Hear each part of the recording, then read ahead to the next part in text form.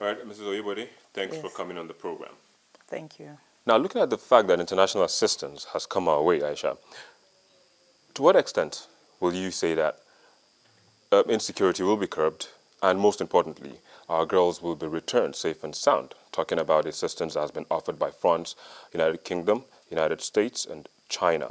Oh, there's no doubt that it's going to make a huge difference. I mean, as it is, overnight, the United States has come out to say that they are picking up voices from the Sambisa forest, so they pretty much are able to have an indication that the girls are located there. I mean, the unfortunate news is that, they say that they believe that they've been separated into 4 groups, which in a way is going to make it slightly more difficult, but at least it's hope. We're now getting a sense that, someone knows where those girls are. Now, to look at the fact that Nigeria has been bordered by some countries, Cameroon, Niger Republic, to what extent do you see or would you advise that we embrace regional cooperation to see that this scourge is being tackled both inwards and from the outside? The issue of regional cooperation should have been looked at a long time ago. I think when you're bordered by countries where you get a sense that insurgency is being perhaps not actively encouraged, but not being discouraged, then we need to talk firmly to our neighbors. That's we're talking about Niger, Chad, and Cameroon. We talk to them very firmly about what's going on.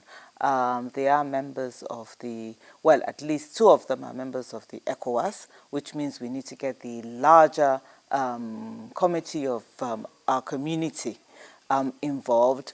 And we need to just make them really understand that we require not only their cooperation, but we require some element of firmness from them to be able to make sure that we deal properly with this issue. I'm sure you must have heard about the funds that was raised by the United Nations envoy on education and the former British Prime Minister, Gordon Brown. They're actually raising a sizable amount of money. Where do you think this money should be channeled? I mean, most importantly, because if you look at the fact that we lack some basic learning amenities in some schools, not only in northern Nigeria, but also in southern and southern Nigeria and eastern parts of the country, do you think security should be looking at the fact that there wasn't security the night these girls were abducted? With respect to the fund, I think it's laudable. But I think we need to also look at the fact that there are structural deficiencies in education anyway. And those structural deficiencies need to be taken care of by government. Yes, it's important. We can have a supplementary fund, but there are structural deficiencies that we need to deal with. And part of these structural deficiencies is the inability to protect our children whilst they're at school. And we need to look at that very, very seriously. Education is a human right, and should be a right for every Nigerian child. And therefore, it is our responsibility to make sure that when our children are at school, they are well protected. Okay, you just made mention earlier about the headway. You said the girls, their voices have actually been picked by the forces or intelligence that have already swung into action, foreign, of course, intelligence. Where have we gotten it all wrong all this while? They're here barely 24 hours, and they're making headways. Where have we gotten it wrong all this while, Aisha? I think one of the mistakes we may have made as a nation when all of this started, you see, when you have an element of some people are doubting, some people say it happened, some people say it didn't happen, then you have a situation where there's a lack of communication, information is an issue. And then, of course, most importantly, there needs to be cooperation between all of the different organizations that are responsible for that whole area.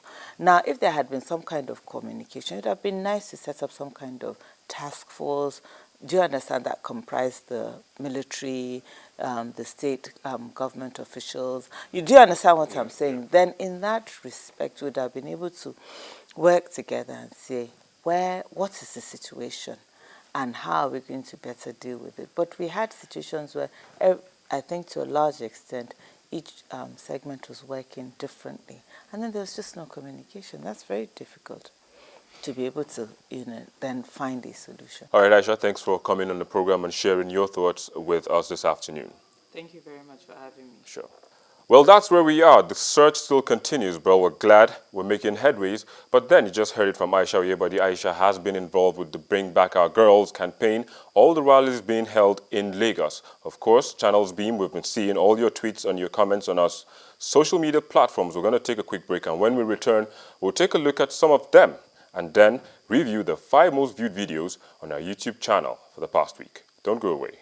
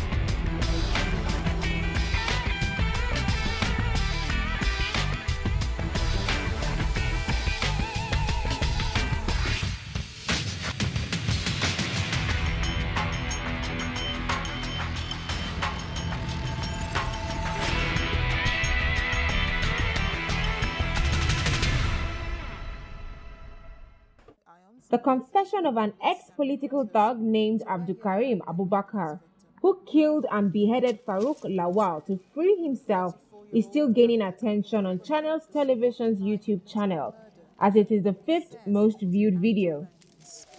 The boy become threat to my life. Okay, how much were you paid to kill him? I was not paid to kill him. I did it. I shoot him myself to free myself. I did not pay. Nobody sent me to kill him. He offended me. He's killing my family because he want to kill me. That's why I go for him. At number 4 is a report on the second bomb blast in Yaya Motor Park area, which claimed the lives of at least 19 people. The 3rd most viewed video shows the testimony of a Yaya bomb blast survivor who was saved as a result of his thirst. I don't know. I just step out, close the other side there. I just hear boom. Then I say, what's happening? Before I know, I start people will start running left and right. I can't even know the real vehicle that. I can't really know the vehicle. That's the plain truth. At the number 2 spot is a Channels TV report on Chibok schoolgirls who escaped abduction by Boko Haram members as they share their experience.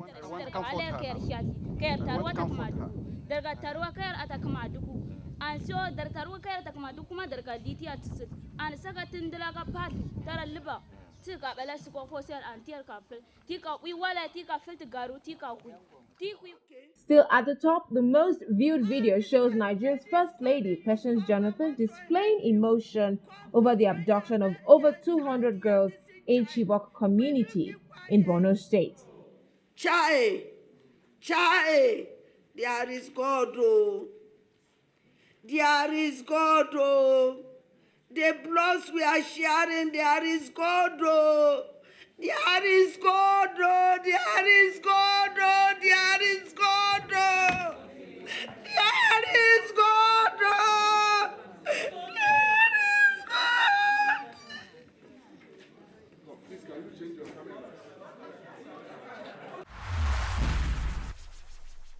Nigeria's First Lady Dame Patience Jonathan's video topping the charts. Barely 24 hours after the United States President Barack Obama announced the deployment of experts to facilitate the search and rescue of the abducted female students, China, France, and the United Kingdom have also announced intentions to make available the necessary logistic support to Nigeria. It is expected that with the combined efforts of Nigerian and foreign military forces and intelligence, the girls will soon return home.